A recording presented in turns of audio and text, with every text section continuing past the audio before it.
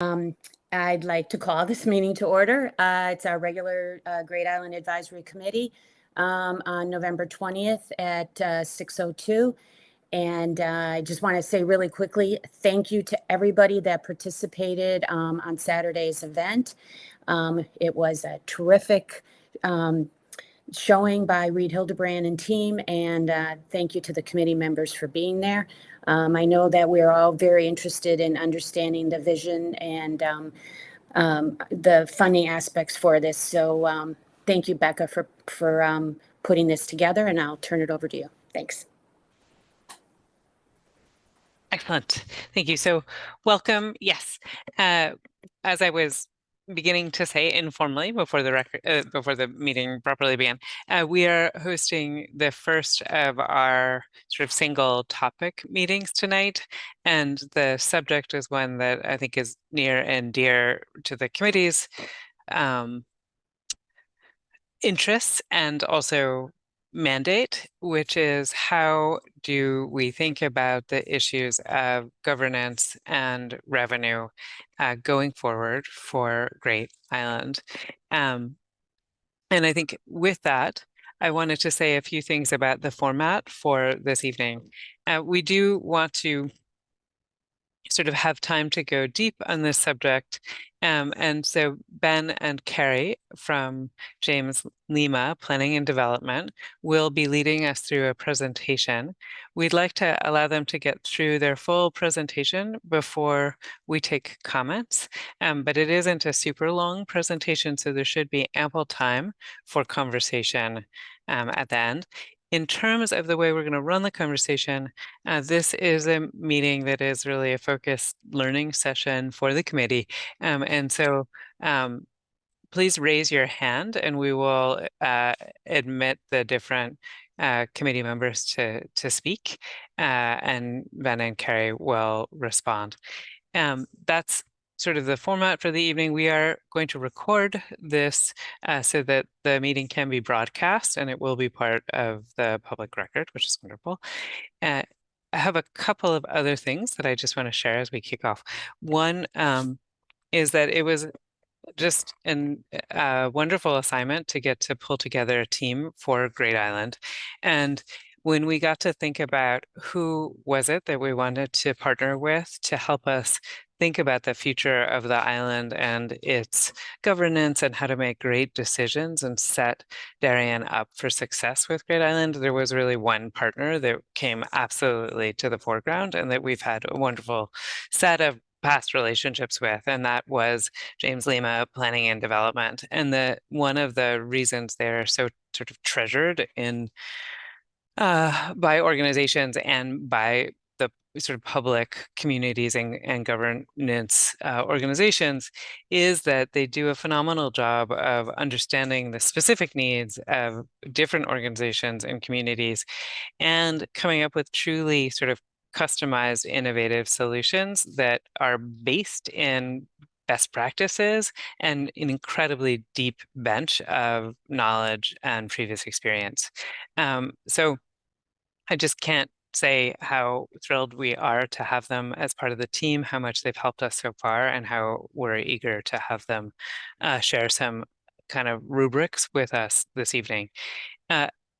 And then just briefly, I think Ben is going to lead much of the conversation tonight. And I think one of the reasons why sort of Ben came forward within the incredible team at James Lima's organization, which he founded, but is now partnered with Ben on, is that Ben has really considerable expertise working in the public realm, helping to come up with strategies that are really suited to excellent success for the public. And so that's really something that is a huge strength and knowledge base of his. And with that, I would like to turn it over to Ben and Carrie. Well, thank you, Becca. Hopefully we can live up to those very kind words. It's great to see everybody again. Just for those who I haven't met, I'm Ben Margolis, principal at James Lima Planning and Development, or JLPD. And I'm here with my colleague Carrie, who's really pushing our work forward. And I'll start by saying that even early on in the master planning process, this committee has smartly identified the need for a robust governance programming funding strategy, one that's going to guide a likely transition in the town's responsibilities and oversight over time, a strategy that responds to a balance that you've identified between conservation, community access, and financial sustainability. So tonight, as Becca indicated, we thought we could continue to outline the major components of what that might look like, that strategy might look like, and provide tools to help you make decisions as the master planning process progresses. The three elements of that strategy, and you've seen this before, that the town is going to carry through the visioning, master planning, construction phases, and beyond are programming, and the larger team is well into that narrowing process, which leads to an operations and funding plan. Think of it as a business plan for management of Great Island, and governance, how and who will actually manage Great Island or parts of Great Island. And we sense a lot of interest on the committee's part in governance, so we'll do a high-level walkthrough of that together with Carrie showing you actually some real-world case studies. In short, understanding Great Island's funding sources and their interplay with programming and management is going to be critical for its long-term success. And quickly, just as a reminder, in this visioning phase especially, the Reed Hildebrand team wanted to make sure we're looking at the full universe or categories of programs and their alignment with conservation and visitor experience goals. And the entire team is in the process of prioritizing programs based on community feedback and also going forward funding needs. And as you know, early sentiment suggests preferences for programs that focus on passive use, recreational activities, health and wellness, sustainability, ecology. We should note that many of these categories of programs, while certainly can be revenue producing, are not traditionally super high revenue generating. But let's hold on that for the moment. To help inform programming, JLPD has been doing some analysis looking at local offerings between roughly 10 and 30 miles, depending on the use, mainly to identify at a high level unmet demands and to make sure we're avoiding redundancy. To offer a range of programming, there's certainly a need for balanced funding mix to ensure long-term viability. And programs, and those funding sources sort of run on a spectrum from public to private. Funding sources are going to depend on factors like maintenance costs, conservation needs, visitor expectations. And here in this slide, which of course we'll share, we just lay out some decision variables out for you. And tonight, we first want to focus on the category of earned income opportunities. We know there's also interest in digging further into private funding scenarios and sources. And while we didn't submit a slide on that before the meeting, we can definitely talk through that in a bit and address questions. But in our programming gap analysis, which includes some of the focus group conversations we've been having with local experts and service providers, we found some early indicators of demand for things like performance space and hospitality event space. Right now, these are just indicators of demand that might actually either be housed on island or maybe elsewhere in Darien. Decisions have obviously not been made yet. But what's important to understand is that certain programming opportunities can lead to specific types of agreement structures. So all these opportunities and programs come with challenges and come with positives. such as balancing revenue generation with conservation and public access. But there are basically, you can think about it as three basic types of agreements, right? Concession agreements, ground leases, and what we call management contracts. And all come with benefits and limitations, and we lay that out for your review here on this slide.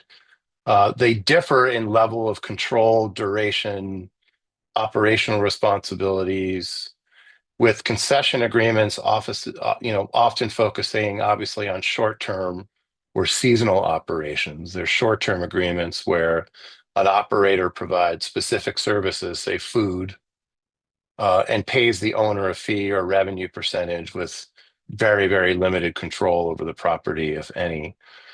Ground leases, right, they involve long-term control over a specific property or part of a property.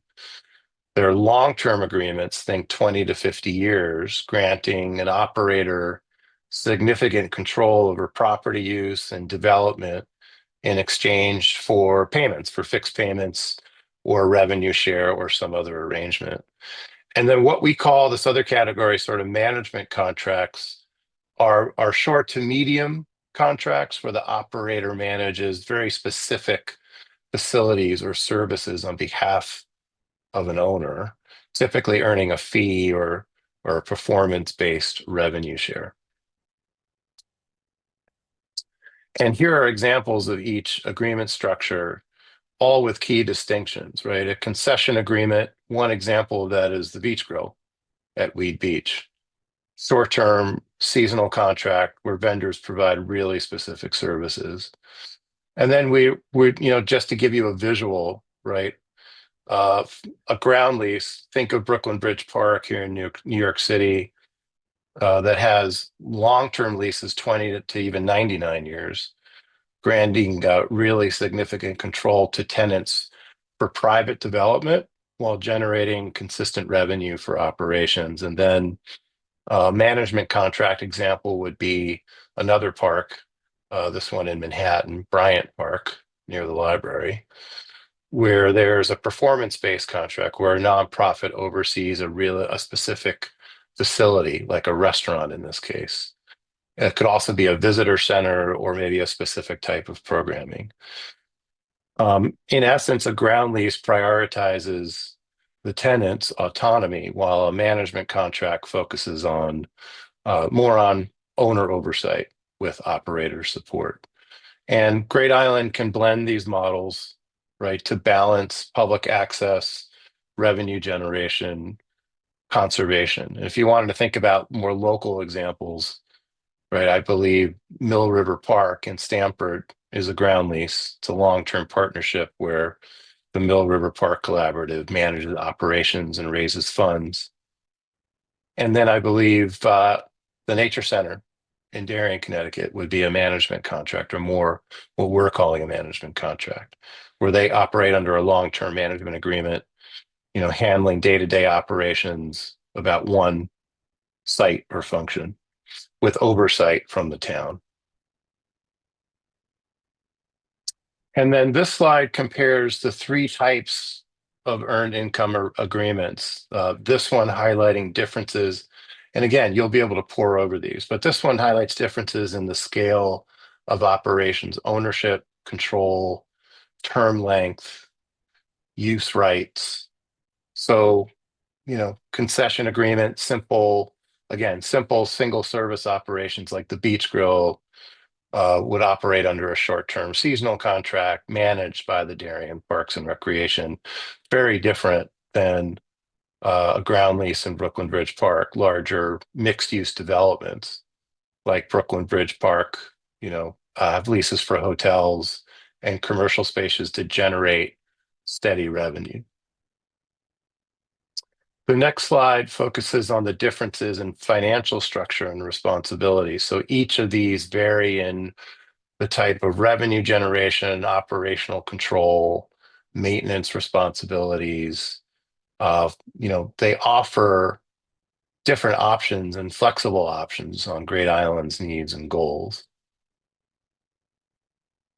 And then the scale or complexity of those types of agreements are going to inform what overall governance or operating model may be most needed and appropriate. So in a simplistic sense, there are three: right? Public ownership and management on the far left of the spectrum, maybe with support from a friends of group, but the town or municipality or public agency directly owns and manages the entity, the place, and invests in infrastructure, amenities, programming, maintenance.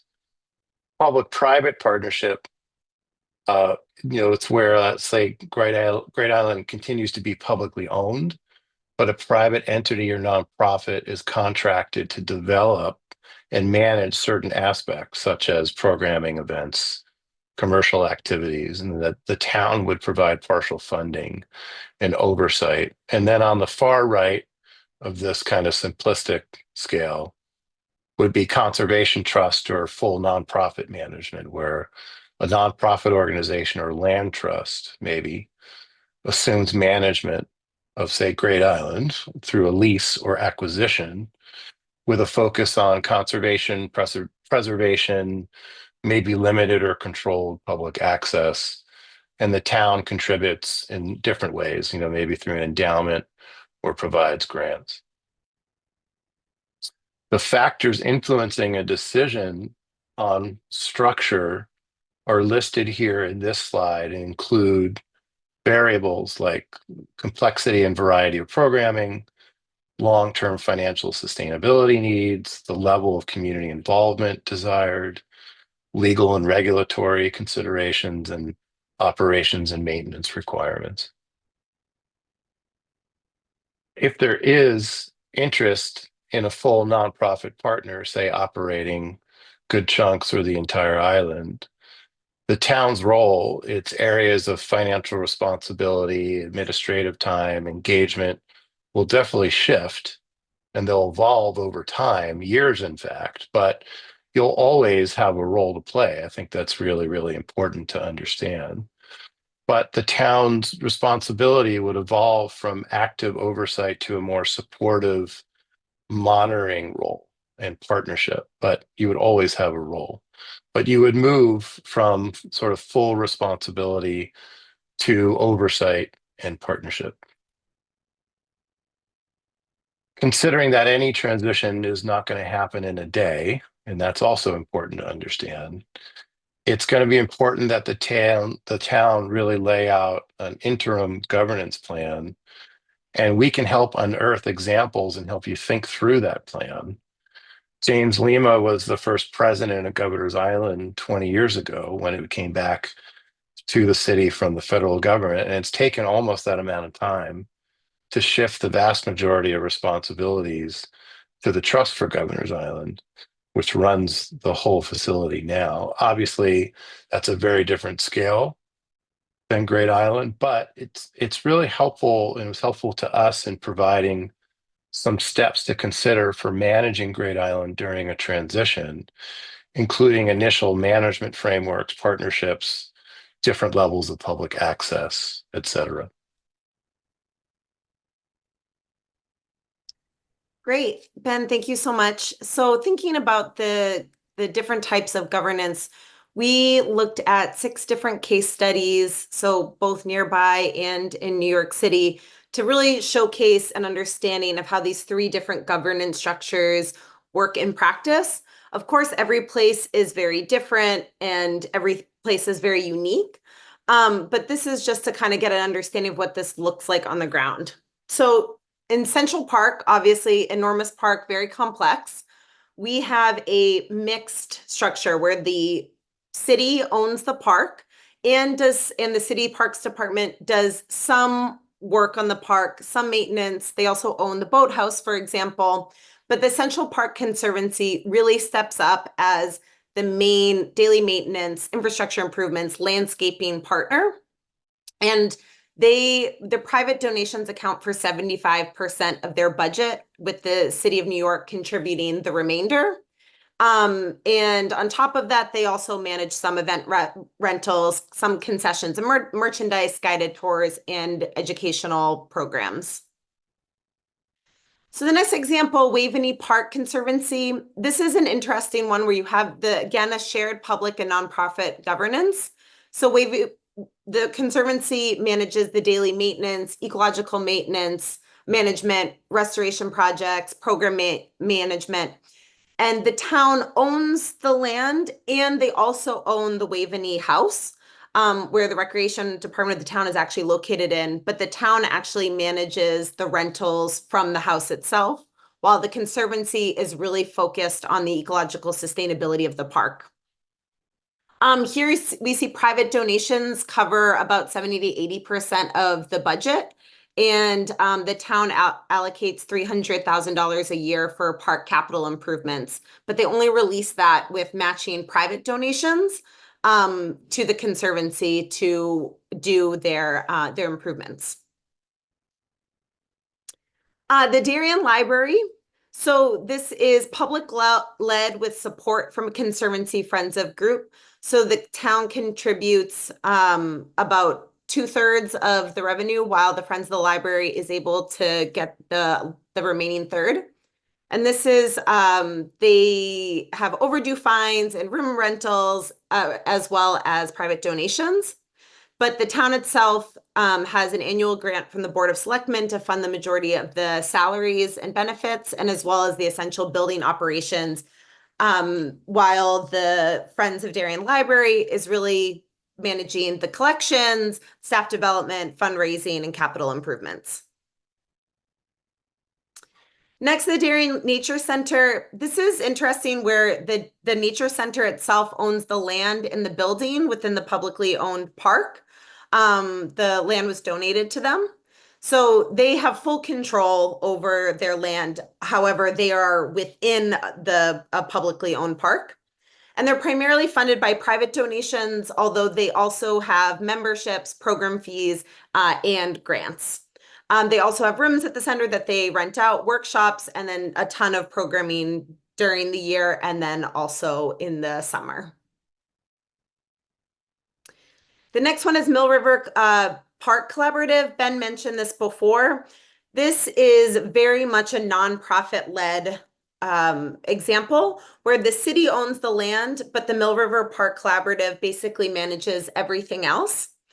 They do have federal capital funds for capital improvements, and then they do a lot of private fundraising. And then through some city-supported efforts, such as a tax increment financing district that they set up, because this is a new park, there was a lot of capital improvements that needed to be made in the short term, and a city operating grant of $500,000 that the collaborative manages. Besides that, the park really runs everything else, including a building, a welcome center that they funded for and built, and that they manage. And finally, looking at Greenwich Todd's Point, this is public-led with support from a Conservancy Friends of group. I would say in the scheme of things, this is probably, from all of our examples, the one that's most to the left, that's most publicly run of the examples that we looked at. So this actually has two nonprofits that support efforts. One nonprofit that's focused on the historic structures themselves, and then the other nonprofit that's more focused on conservation efforts and events. And then the town is responsible for most everything else, so utilities and infrastructure, community group liaison, and operation of beach programming. And then their funding and earned income comes from a lot of it comes from private donations and a really strong volunteer run support network for the beach, as well as some municipal funds, and then also parking and access fees, facility rentals, and recreational permits. So I will stop here for our case studies, and we can open it up to questions. Thank you so much. Yeah, so I think if you have a question, we are eager to address any questions from the committee.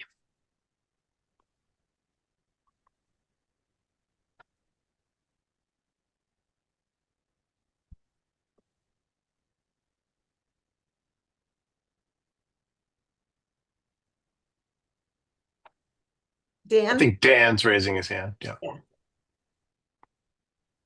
Okay, bear with me 1 second, Dan. Should be good now. Great. So Mike, that was a fire hose of information in a short time. I'm wondering what you think that the committee's next step should be regarding all this information.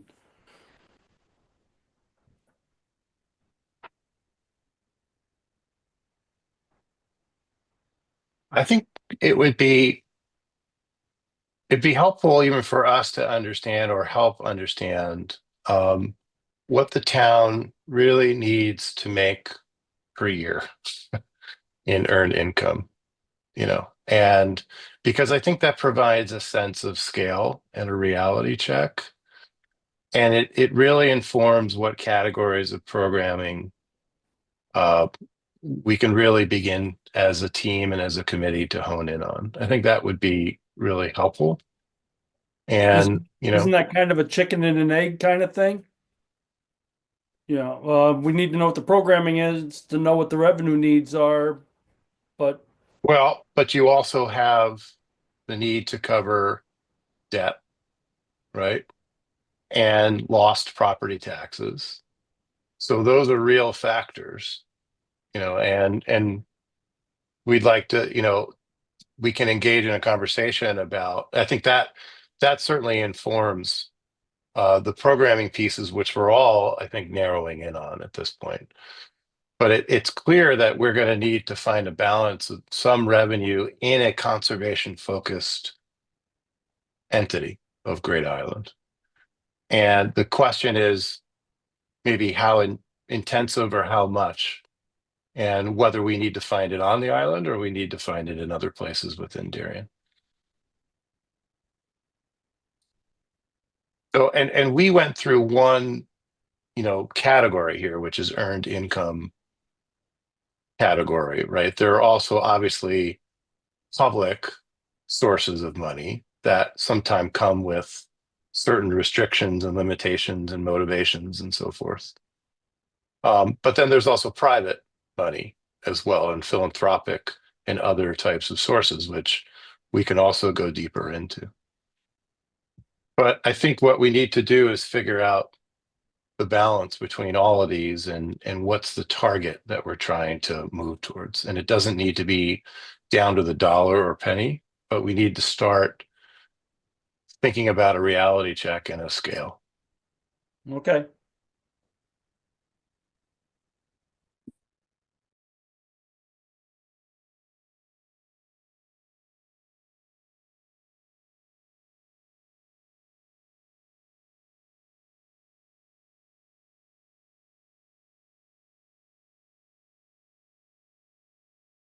I think Monica has a question, Felicia.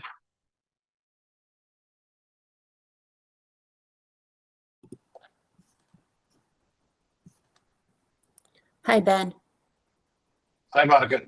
Okay, hi. Okay, so I feel like we're kind of looking at two things. A lot of this, it looks to me as if you looked at you did a gap analysis of what we don't have.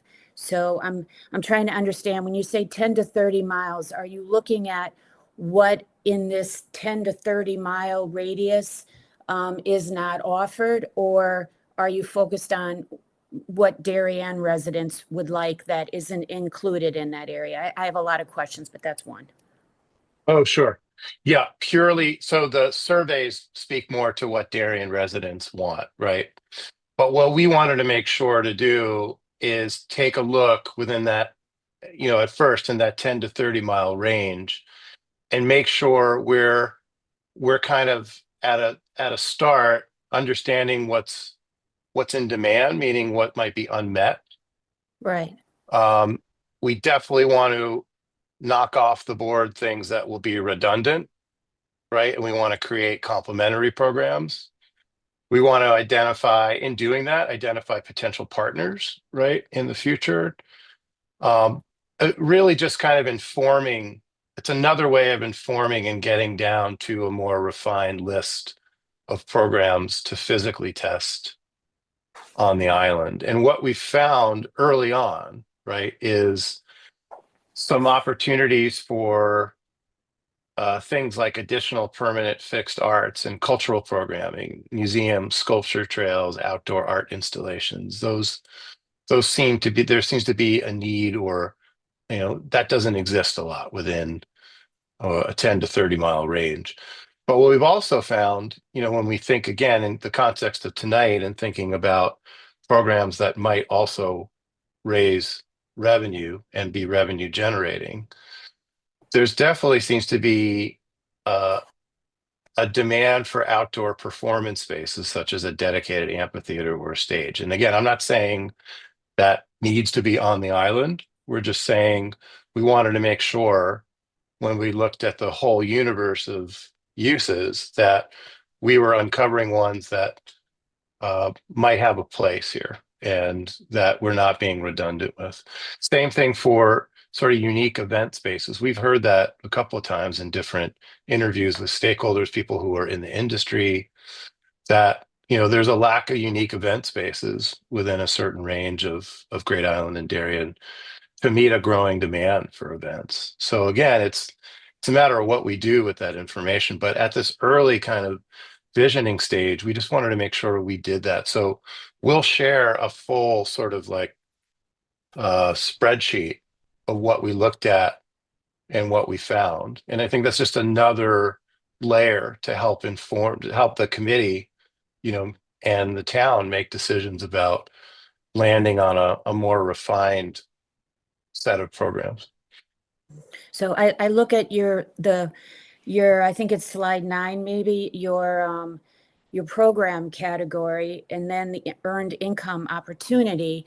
And it looks to me as if, hospitality, food and beverage, history and culture, and civic, while those lend themselves to the earned income opportunity the most, those are actually the bottom of what we're hearing from our community as far as interests go. So I don't want to have us spend a lot of time pursuing what isn't really, a top priority for the community.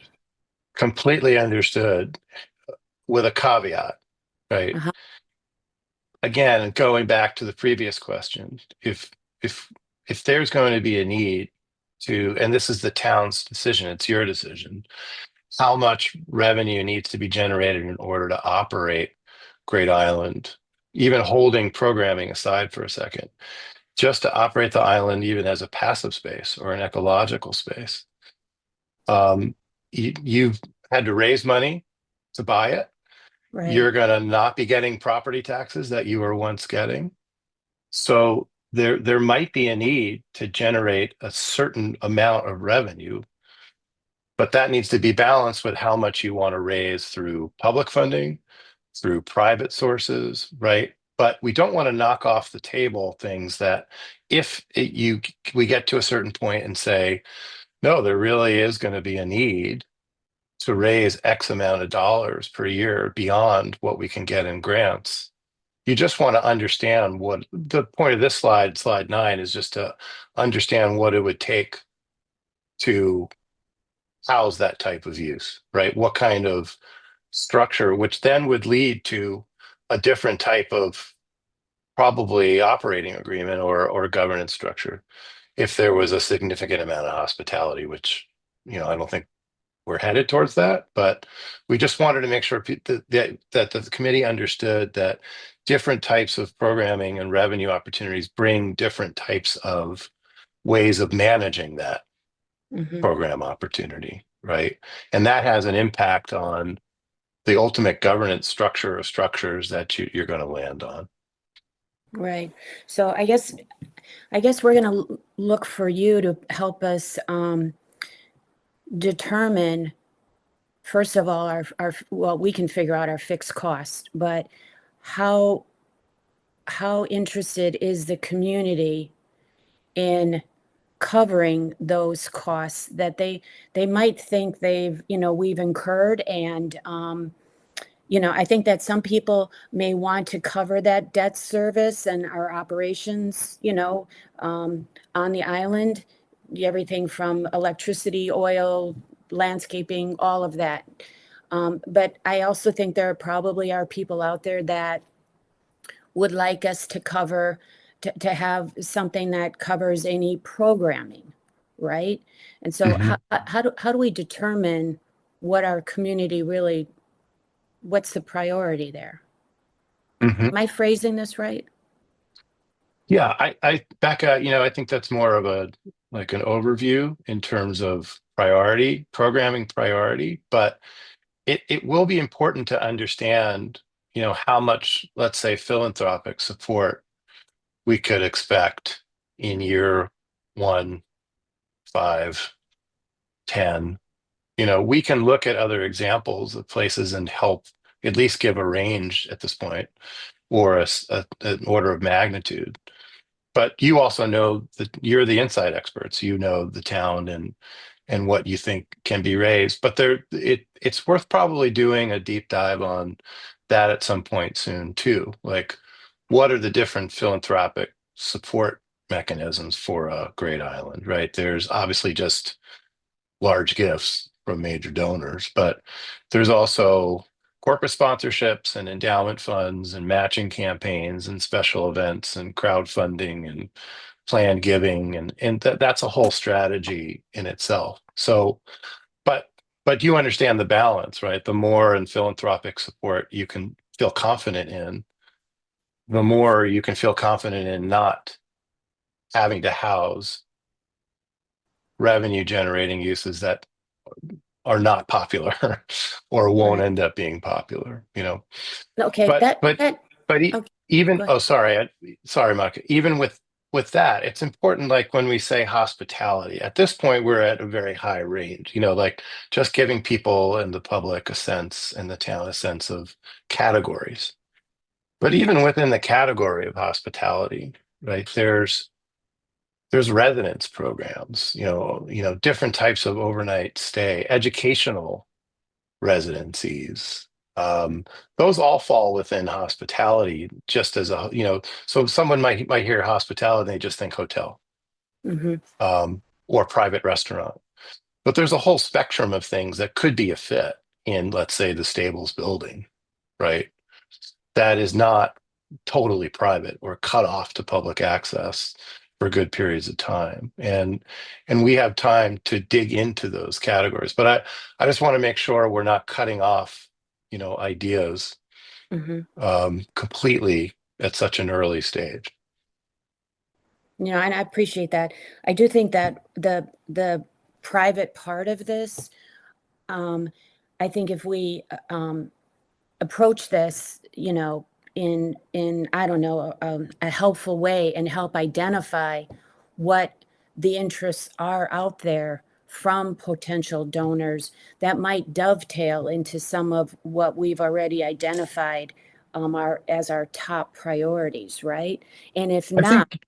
for instance, culture didn't come up into the top 5 or top 4, but how do we identify what might appeal to donors, and then how do we suss out if our community actually does want that? Is that something that we do through surveys, or how do we put those two together?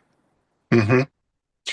And I'll let Becca probably take the lead on that, answering that. But I'll just add that the process we're in right now, just creating a vision document that gets people excited about the possibilities of Great Island, will itself be something to take to early conversations about support, right? Oh, Yeah.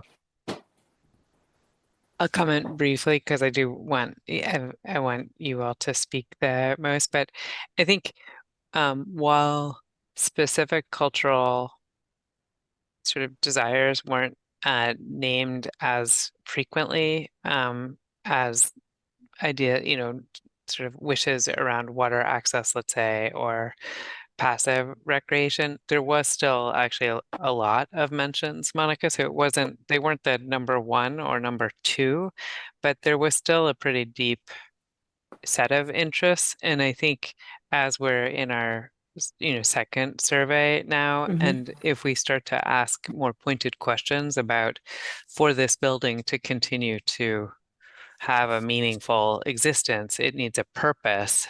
What kinds of purposes seem like a fit? That's the kind of question that we're needing to start to ask to have the right answer from the community about cultural assignment. And we were starting much broader and much bigger than sort of these different structures, what goes with what. So I don't think we Actually, I don't think we heard from the community that they aren't really interested in having some cultural services or assignments. I think we just heard loud and clear that they really want to be able to walk, they want to experience nature, they want to have a quiet time, they don't want it to change over much. And so I think those guidelines that we have heard clearly from the community, we need to preserve those in the vision, and we need to find uses that fit with the revenue and governance, that are not going to disrupt those other shared values that the community has been clear about. And I will also say, I know some of you have heard me say this, but one of the other things that we did hear is that there is a lot of interest from the community in hosting certain kinds of celebrations or more pop-up kinds of events. So there was some deep interest in certain kinds of cultural events. They just weren't assigned sort of strictly to one more typical, I don't know, civic gap that we might have seen. And with that, I think Mark, Bruce, I see your hand. I feel like Mark, you had a question too. I don't know if you still have it.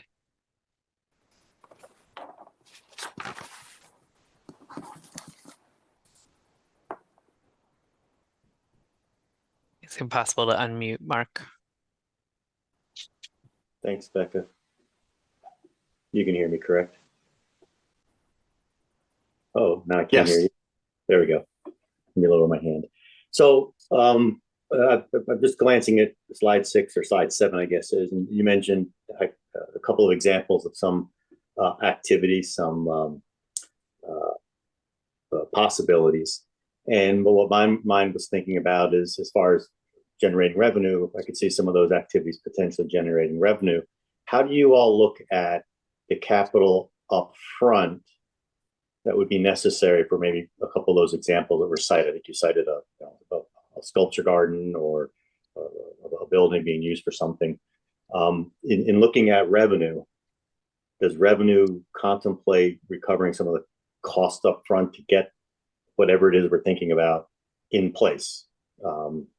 It doesn't matter which of the activities we're thinking about, anything that involves material capital outlay, because I'm thinking that dovetails with possibly philanthropic or private sourcing. I would think, well, there are two questions there I guess I asked. One is, how do you think about revenue in the context of the capital outlay that's needed to get whatever it is that's being considered up and running, if it's something more than a passive activity like a walk. And the second part is then picking up on what Monica was describing. That's where there may be interest in philanthropic type of support on that initial outlay, and then obviously whatever it is that's put together, if it's revenue that's driving at least part of the decisioning, the ongoing activities would want to offset ongoing operating costs. So really two questions in there. I scrambled them a bit, but hopefully No, I get 100% more. So when we look at revenue potential, it has to be a net of what it's going to cost, right? At this point, we're early on. We can do, orders of magnitude, right? I think eventually you want to get an operator to help with a sense of, what it's really going to take when we get to that level. But, eventually you're going to need to estimate capital costs for retrofitting a building, say the stables, for just one example, right? Then you want to do a sort of model potential revenue streams. So, how do you determine revenue potential through a little bit deeper market work or talking with people who do this for a living, both really. And then as you're suggesting, you absolutely then use that to explore funding sources for capital needs, right? That might be required. So how do you secure capital upfront without straining public funds? And that we can help think through, right? Public-private partnerships. Do you partner with a private entity to share those costs? Grants, philanthropy. I don't think you want to do more debt financing, but there's, the use will drive the funding sources for capital needs. I think what we want to do is try and limit as much as we can the amount of upfront capital something's going to take, but that might depend. You might have a partner who sees such opportunity that they might want to take on more of the risk. And that's where the funding the agreement structure will come in as well. But I think, a goal at this point is certainly prioritize low capital, high impact ideas. That's something we could certainly start to think through as a filter. Yeah, Mark.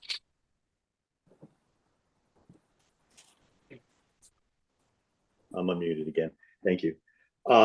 And so if I take that and relate it to what Becca was describing earlier, and Monica, the feedback from our surveys now, second survey, and what the town or the residents are interested in, and Becca is highlighting that there's, as we start asking more pointed questions, there may be more interest than perhaps is obvious in the first survey about things like cultural activities. Is that where I'm guessing, let me phrase it as a speculation, I'm guessing that helps to inform maybe where we start to focus on those activities. The theory being, if that's where there's interest, that's where we may get some support financially from the community. Yeah, my head is nodding vigorously. Yes. Yep. Okay. Yep. Thank you. I go back on mute now. Thanks, great. I think Bruce, your turn. Okay, yeah, I mean, most of what I was thinking Mark addressed and Ben answered. I think that, we've had 2 of the on-site sessions plus the 2 sessions at the town hall. And we all on the committee obviously live in town and talk to people just as we run into them around town and receive texts or emails. I think it's fair to say that, you correct me if I'm wrong, but we've all heard a lot of interest in like special events like weddings and things like that for the property. Ben, I heard you say, how I think what we want to, I think we owe it to ourselves to try to figure out as one of the initial things, like, okay, we've got this big, beautiful house. It obviously hasn't been lived in since the 70s, at least the main central part of it, which is the part that would be most used for like a wedding type event. But to say, okay, if we were to allow a certain number of weddings per year, which is what a lot of organizations that host weddings do, whether they be clubs or whatnot, they say, okay, there's only going to be X number of them per year because we don't want to impact the community or the property or, overly impact it. If we were to try to get our hands around something like that, I think that might be a good starting point because there's just so much interest in it.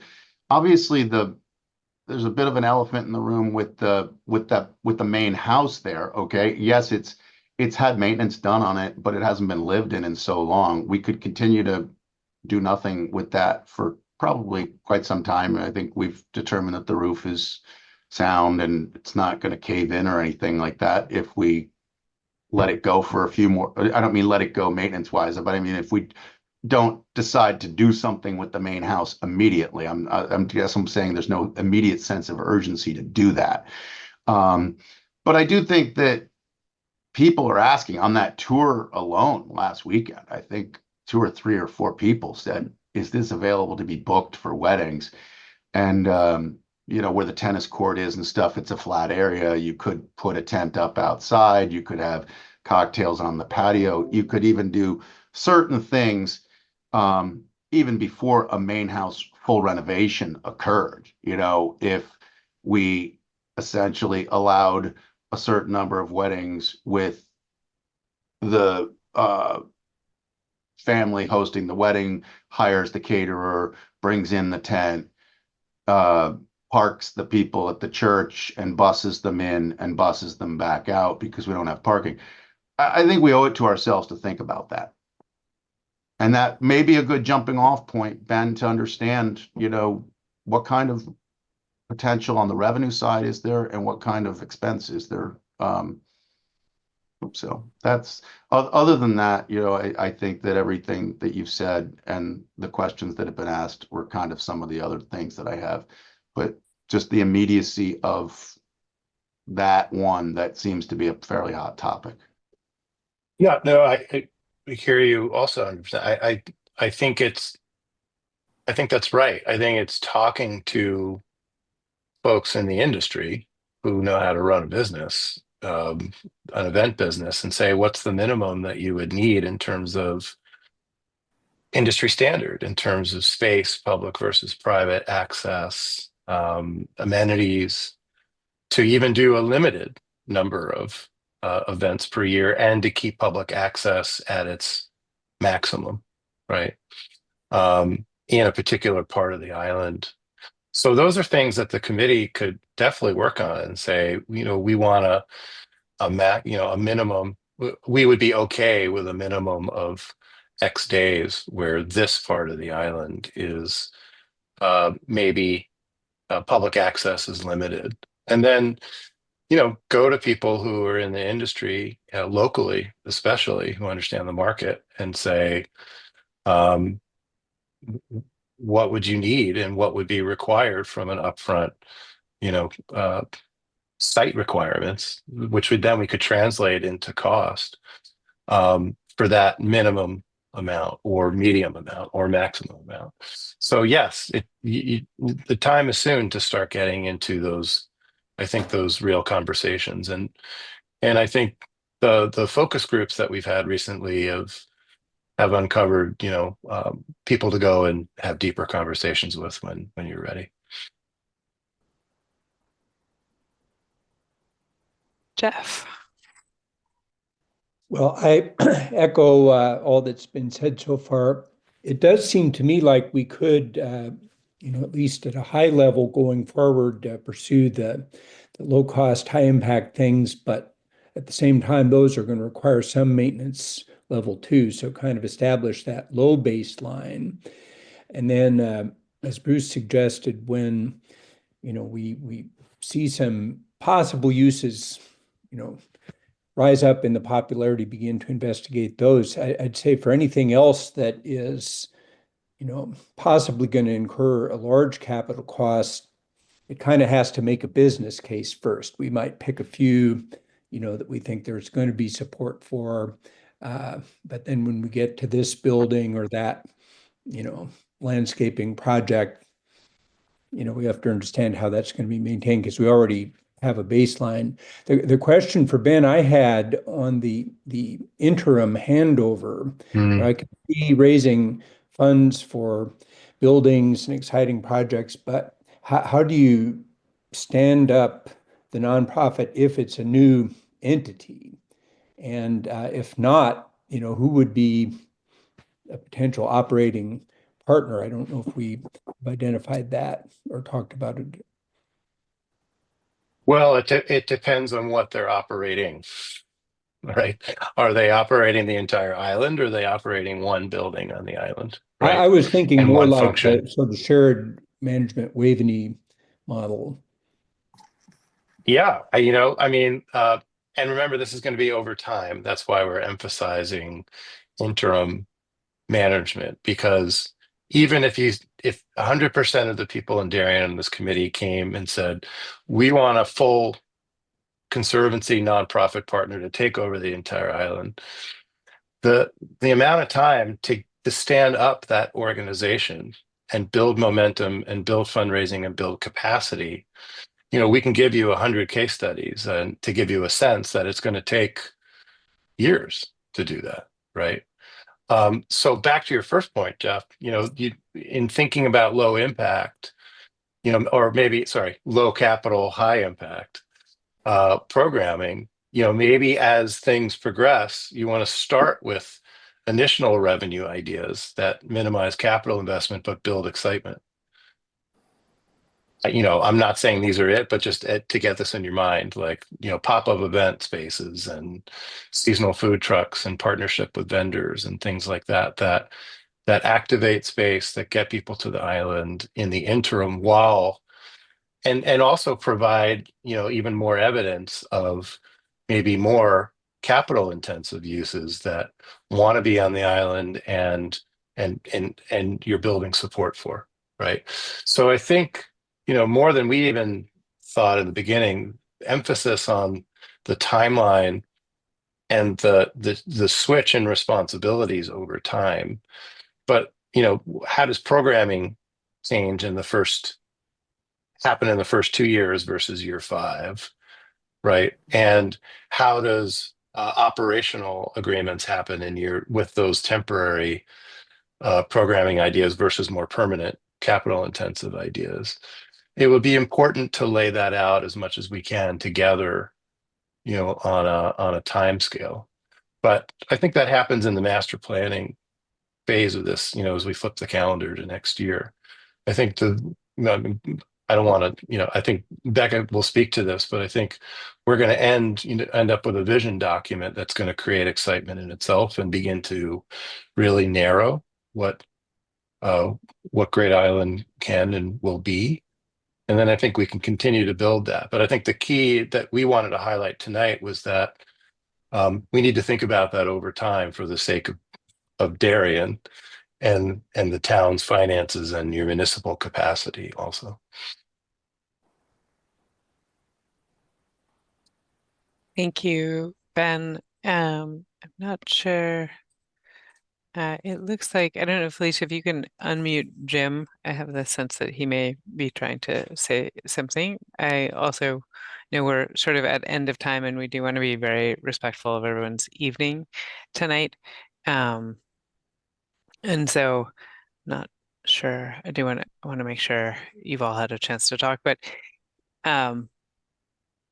we will be following up with sort of within the decision-making framework and the way that the vision plan is being unrolled and shared, sort of what the sort of statement or what the outline is for the governance and revenue strategies that seem most aligned with the larger programming and mission for Great Island. And we will be tuning those with, I think, the committee and the community's help to sort of what actually works in Darien as well. And there is a lot that's understood about how you all do self-govern. So, Monica, do you have any last comments for the meeting this evening? You know what, Jim is trying to ask something and he's having a problem getting in. So I just asked him if he wants me to ask his question. So let me just see if he comes back. But I want to circle back to what Ben started with, which is I think that it's one thing to consider any programming we do and any capital projects and how we pay for that.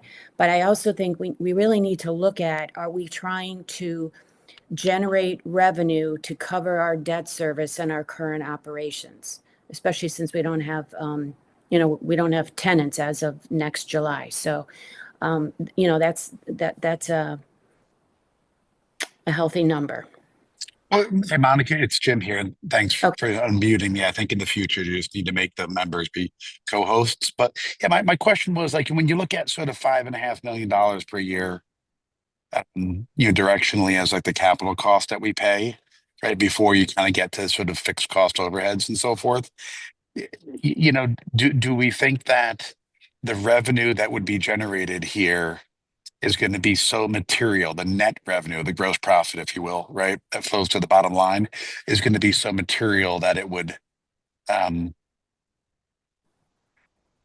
actually put a dent into that? And or is the amount of money that would come in from any type of third party be so large that it would dictate sort of transferring, operational or sort of legal or managerial control of it to somebody that's not, sort of an elected board in town? Mhm. Yeah, I think it depends on the program, and again, the balance that Jim, the you've articulated so well between the need to generate revenue and cover cost. What is that amount? And the balance with public access and public decision making about the future of the island and how it's operated. But there are definitely, within this universe of uses, there are definitely uses that could generate very significant amounts of money. I can't, without doing the work, we can't tell you exactly how much or for what exactly. We would need to understand that. But it's not going to happen on Great Island, but a destination, restaurant, hotel, spa, conference, retreat center could outlay massive amounts of revenue, and whether that would cost a lot up front would depend on who you partner with to do that. But I think we're trying to find the balance. What we touched on earlier, Tim, was I think one next step that would be helpful is maybe us coming together and figuring out, like, what is that figure per year between cost of debt, foregone property tax revenues? It sounds like you're saying it's $5 million plus, right? Then how much of that really at a very high level can be made from the three major buckets of sources, from philanthropic dollars, from earned income, and from government, public grants that come with some restrictions and limitations and motivations. But until we get down to a finer sense of the type of programming and the type of island we want, it's hard to figure out which pieces of those three sources are going to carry the most weight. But it's clear that some weight is going to need to be carried, right? If we're saying that the town needs to make $5+ million a year to cover debt and lost property tax revenue, that's a reality check, right? We kind of need to understand that. But it is a reality check and a framing for the amount of money that's going to need to be raised from all three of those sources. And then it's a matter of finding the right mix or right balance between public, private, and earned income. So why don't we take one more question, Mark, and then Monica, if we can turn it to you. And I think also just one thing, we unmute you and then you have to also self-unmute. So it's a two-way unmuting two-step process, because I imagine we'll end up doing this again. But so Mark, floor to you. I'm unmuted, correct? Yeah. Ben, I think you eventually got to what I would raise my hand about, but assuming we put forth a figure that we're looking to try to cover related to the ongoing operating of the island, I think you implied it, but I don't want to put words in your mouth. Overlaying that with what the top 3, 4, 5, 6 priorities as identified from our various surveys, many of which are passive, maybe some other cultural ideas are going to be teased out. I think I don't know if this was what Jim was asking or not, but are any of those that are in the top universe of desires of the community the types of activities that can generate a meaningful dent into the ongoing $5.5 million carry that Jim touched on? Or is it only activities or outside of that universe? I think sorry to cut you off, Mark. I think okay. all three categories can put the dent in, and all three categories need to. You can't rely, it's not really financially sustainable, one, to rely on just philanthropic funding or just private or public grants or just earned income. Like any business, you want to be diversified, right? Yep. Not that Great Island's a business, but it's going to be an organization, and that's going to, either in combination between the town and a partner, that's going to need to be financially sustainable. And the key, I think, tonight, the message we wanted to get through tonight was that and you asked a great question, it's not, you don't want to rely on one of those buckets. You want to figure out the best possible balance between them. And it's not a static thing either. In year 10, it might be a different balance than it is in year 5 or year 1. Thank you, Ben. But the key is to balance, to make sure we're helping you find the sources, right, that are going to make this a very rich, financially sustainable operation.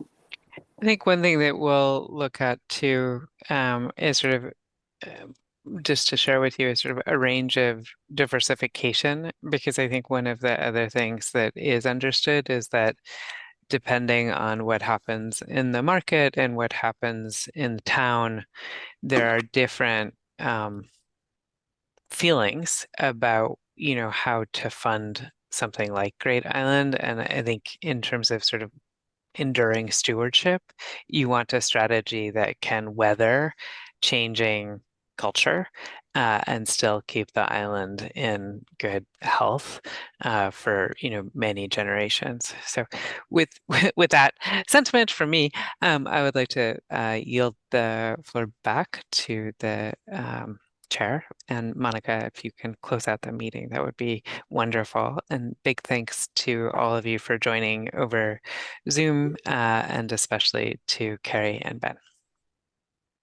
Yes. Thanks, Becca. And thanks, Carrie and Ben. Very helpful presentation. And I'm sure we'll have a lot more questions as we digest all of this information, and look forward to having you back. So with that, I would like to have a motion to adjourn. Dan moves. Mark seconds. Okay. All in favor? Okay. Unanimous. Okay. Thank you, everyone. Thank you again, Becca. Thank you. Dan. Thank you. Good night, everybody. Good night.